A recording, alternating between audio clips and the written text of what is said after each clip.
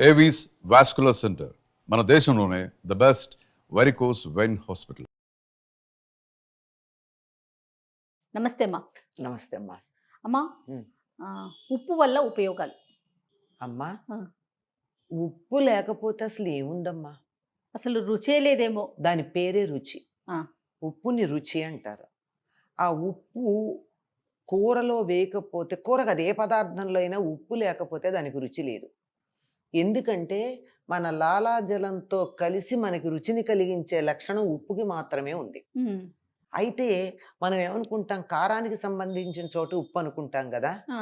కానీ తీపి చేసేప్పుడు కూడా చిటికెడు ఉప్పేస్తారు. ఎందుకంటే నాలుక దాని రుచిని ఆ. స్వీకరించడానికి. ఏ రుచినైనా స్వీకరించడానికి. ఉప్పు చిన్న మాధ్యమం. ఆ. బెల్లంలో అయితే ఉప్పు ఉంటుంది కనుక బెల్లంతో చేసే తీపి పదార్థాల్లో వేయరు, కానీ పంచదారతో చేసే తీపి పదార్థాలన్నిట్లో చిటికెడు ఉప్పేస్తారు. ఉమ్. అప్పుడు కానీ మన నాలుక రుచిని స్వీకరించలేదు. అవునమ్మా. అది రుచికి సంబంధించింది.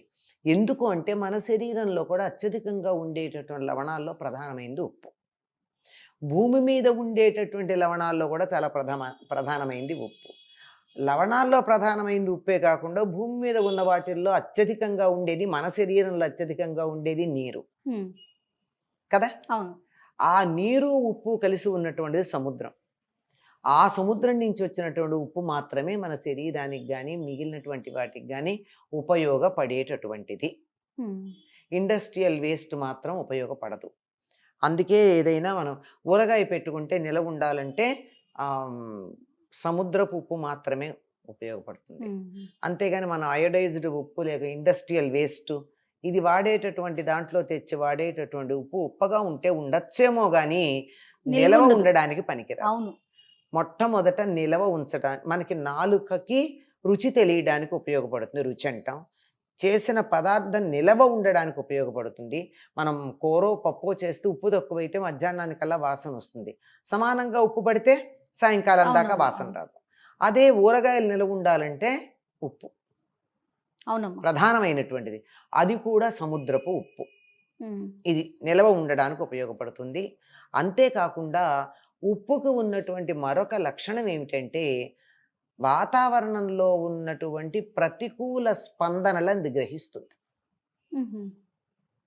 అంటే నెగిటివ్ వైబ్రేషన్స్ ఏవైతే ఉన్నాయో వాటన్నిటిని ఉప్పు గ్రహిస్తుంది. అందుకే ప్రధానంగా మిగిలిన చోట్ల మనం దాన్ని వాడం, కానీ పిల్లలకి దిష్టి తగిలితే ఏం చేస్తామమ్మా? ఉప్పుతో తీస్తాం. ఉప్పుతో తీస్తాం. ఉప్పుతో తీయడానికి కారణం ఏమిటంటే కూడా చెప్పాను కదా, ఆ. మన శరీరంలోనూ ఉండేటటువంటిది లవణాలు ఎక్కువ ఉంటాయి, నీరు ఎక్కువ ఉంటుంది కనుక మన తక్కువ ఏదైనా సరే తక్కువ శక్తి ఉన్నది ఎక్కువ శక్తిని ఆకర్షిస్తుంది కదా తనలోకి. అవును. మన దగ్గర నెగిటివిటీ ఎక్కువ ఉన్నట్టయితే ఉప్పుతో ఇట్లా తిప్పితే ఉప్పు మనలో అధికంగా ఉన్న నెగిటివిటీని అంతా తీసేసుకుంటుంది అది. ఓకే. అందువల్ల పిల్లలకి దిష్టి తగిలితే వాళ్ళు ఏడుస్తూ ఉంటే, చికాకు పడుతూ ఉంటే దిష్టి తీస్తే వెంటనే ఊరుకుంటారు. దీనికి శాస్త్రీయంగా ఏమన్నా చూపిస్తారా అని కొంతమంది హేతువాదులు ప్రశ్నిస్తే, శాస్త్రీయంగా తర్వాత చూపిస్తాం కానీ ప్రస్తుతం ఏడిచే పిల్లలను ఊరుకోబెట్టడం మాకు ప్రధానం. ఊరుకున్నాడు కదా, అంతే. తర్వాత చూద్దాం శాస్త్రీయత. ప్రధానం నీకు రిజల్ట్ ఓరియంటెడ్. అంతే. ఇది దీనికి ఈ దిష్టి తీసే ప్రక్రియ ఏదైతే ఉందో దీన్నే ప్రాణిక్ హీలింగ్ అన్నటువంటి పేరుతో చౌకోక్సుయి మొదలైనటువంటి వాళ్ళు చాలా గొప్పగా దాన్ని ప్రచారం చేశారు. ఇది ఒక భాగం. అందులో కూడా ఉప్పుతోనే కదా మొత్తం అంతా నెగిటివిటీని తీసేసేటటువంటి ప్రక్రియ. అలాగే శరీరం మీద బాగా పెద్దవాళ్ళు, మనకి దిష్టి తీసేవాళ్ళు ఎవరు ఉండరు, పెద్దవాళ్ళకి దిష్టి తగిలింది అని అనిపిస్తే ఏం చేస్తారమ్మా? ఒక చారుడు ఉప్పు తీసుకెళ్ళి నీళ్లల్లో వేసి స్నానం చేస్తారు. ఎందుకంటే పెద్దవాళ్ళు కదా తీయాలి దిష్టి. అలా లేనప్పుడు అలా తీస్తే కూడా ఆ దిష్టి పోవడం ఒకటే కాదమ్మా, ఎనీ నెగిటివిటీ, ఒక చికాకు, ఏదో ఒక విషయం మీద మనం మనసులో బాధపడ్డాం, సరిగ్గా ఉండలేకపోతున్నాం, స్థిరంగా ఉండట్లేదు మనసు అంటే ఉప్పు నీళ్లతో స్నానం చేస్తే క్లియర్ అవుతుంది.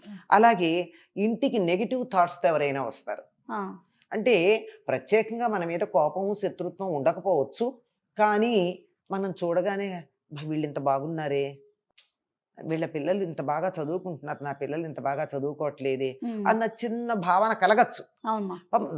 వాళ్ళది తప్పేం కాదు, వాళ్ళు దుష్టులు దుర్మార్గులు అని చెప్పలేం, కానీ మానవ సహజమైనటువంటి బలహీనత. అలా కలిగినవి ఏదన్నా ఉండి దానివల్ల మనకి ప్రతికూలమైనటువంటి ఫలితాలు రాకుండా ఉండాలి అంటే ఒక చిన్న బౌల్లో ఉప్పు అక్కడ పెట్టి ఏ రోజుకి ఆ రోజు దాన్ని ఫ్లష్ చేసేస్తూ ఉంటారు. అంటే మళ్ళీ ఇక్కడ అక్కడ మొక్కల్లో వేయకుండా, అక్కడ పడేయకుండా, ఇక్కడ పడేయకుండా ఫ్లష్ చేసేస్తే ఇంకా బయటికి వెళ్ళిపోతూ ఉంటుంది. అవునవును. ఇది ఒక పద్ధతి. ఇదేమీ కాకుండా కూడా చాలామంది ఏం చేస్తారంటే కొంచెం ఉప్పు తీసుకెళ్ళి బాత్రూంలో పెడతారు. ఎందుకంటే ఎక్కువ నెగిటివిటీ వచ్చేది బాత్రూంలో నుంచి. ఎక్కడ చెత్త ఉంటే అక్కడి నుంచి వస్తుందమ్మా. అంతే. అంచేత అక్కడ పెట్టి ప్రతిరోజు నీళ్ళల్లో పడేయడం అన్నది, ఫ్లష్ చేసేయడం అన్నది చూస్తూ ఉంటాం. అవును. అంటే ఉప్పుకు ఉన్న ఈ లక్షణాన్ని పూర్వులు మనకి ఏం చెప్పారంటే, ఇంత సైంటిఫిక్గా చెప్తే మాకెందుకు ఈ రొద ఈ సొద అంటారు. అందుకని పిల్లలకి దిష్టి తీయడానికి వాడడమే కాకుండా ఉప్పు తొట్టె మీద మూత లేకుండా ఉండద్దు, విషం అవుతుంది అనేవాడు. మూత లేకపోతే విషం. ఎట్లా అవుతుంది విషం అంటే పాములు విషం కక్కుతాయి, ఇట్లాంటివి పిల్లలకి అర్థం కావడానికి చెప్పడం. అప్పుడు తెలియకపోయినా పాము ప్రత్యేకంగా వచ్చి ఈ ఉప్పు జాడి మీద మూత లేకపోతే అందులో విషం కక్కెడుతుందా, దానికి ఏం పని, ఇట్లాంటి ఆలోచనలు వస్తాయి కదా. అవును. కానీ ఈ విషయం తెలుసుకున్నాక అది మనకు అట్లా చెప్పారు అని అర్థమైంది. ఎందుకంటే ఉప్పు మీద మూత లేకపోతే అది నెగిటివిటీని ఆకర్షిస్తుంది.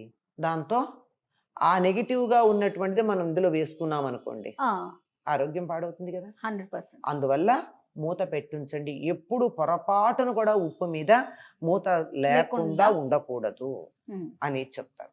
ఓకే. ఇది ప్రధానంగా ఉండేటటువంటిది నీరు, ఉప్పు, ఈ రెండు కలిసి ఉండేది సముద్రం. దాని నుంచి వచ్చిన ఉప్పుకి మాత్రమే ఇటువంటి ప్రయోజనం ఉంది.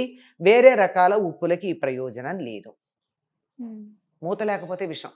ఎట్లా అవుతుంది విషం అంటే పాములు విషం కక్కుతాయి, ఇట్లాంటివి పిల్లలకి అర్థం కావడానికి చెప్పడం. అప్పుడు తెలియకపోయినా పాము ప్రత్యేకంగా వచ్చి ఈ ఉప్పు జాడి మీద మూత లేకపోతే అందులో విషం కక్కెడుతుందా, దానికి ఏం పని, ఇట్లాంటి ఆలోచనలు వస్తాయి కదా. అవును. కానీ ఈ విషయం తెలుసుకున్నాక అది మనకు అట్లా చెప్పారు అని అర్థమైంది. ఎందుకంటే ఉప్పు మీద మూత లేకపోతే అది నెగిటివిటీని ఆకర్షిస్తుంది.